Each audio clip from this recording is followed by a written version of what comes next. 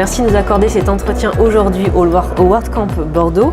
Tu as fait une conférence sur freelance WordPress, quelle offre et quel business model en 2007. Alors je te pose la question. Oui.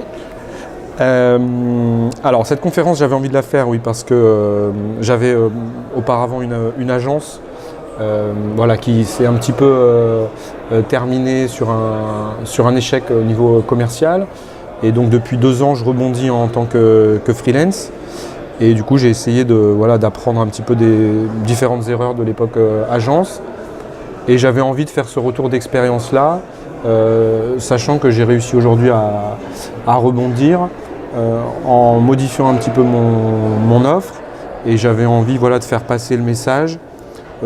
Et c'est quelque chose qu'on rencontre un peu chez les développeurs WordPress, qu'on avait la possibilité aujourd'hui sur WordPress de facturer des prestations de haut niveau, de défendre des prix jours élevés comme on peut les retrouver sur d'autres technologies ou dans d'autres professions de conseil, et qu'au-delà de la presta client, il y avait tout un tas d'opportunités offertes par Internet pour monétiser son activité, donc que ce soit la création de plugins, la création de thèmes, la réalisation de vidéos par exemple, la création de tutos, de la formation en ligne, et que c'était important d'être un acteur un peu pluridisciplinaire comme ça, au-delà de la seule prestation, son expertise, savoir la vendre sur différents canaux. C'était un peu l'objet de la conférence. Oui, tu as essayé de démontrer qu'il était possible de cumuler donc revenus confortables, temps de travail raisonnable et épanouissement personnel, ce qui est très difficile. Exactement.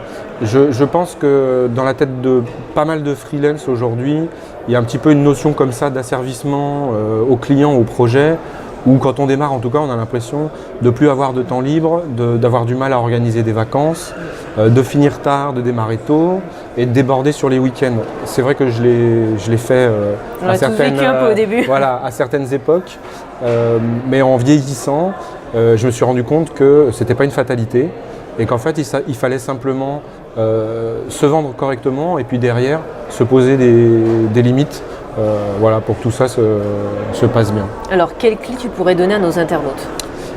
La clé principale, on va dire, il y a deux enjeux très importants.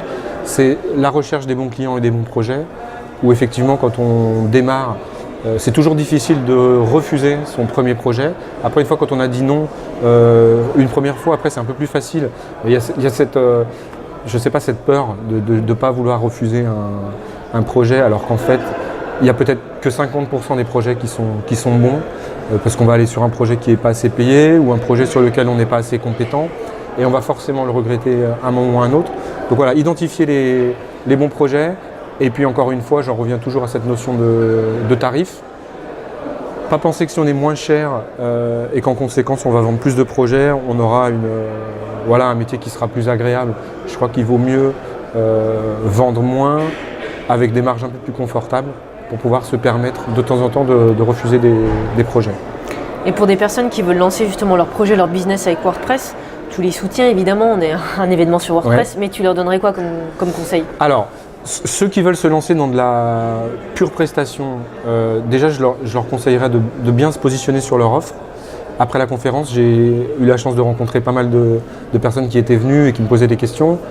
Et il y a quand même encore beaucoup de gens aujourd'hui qui sont indépendants, mais qui sont mi-graphistes, mi-codeurs, qui ne savent pas s'ils sont plus à l'aise à donner de la formation ou à créer des sites. Je pense que la première des choses, c'est bien être identifié sur un marché où il y a une tonne d'offres. Je pense que c'est très important de bien se spécialiser. Ça permet derrière d'être mieux référencé, mieux identifié. Et du coup, choisir ce dans quoi on est le meilleur, bien se spécialiser pour pouvoir derrière mieux se vendre. Benoît, merci pour ces conseils. Merci à toi. Et au plaisir de se retrouver. Ouais, à bientôt. À bientôt.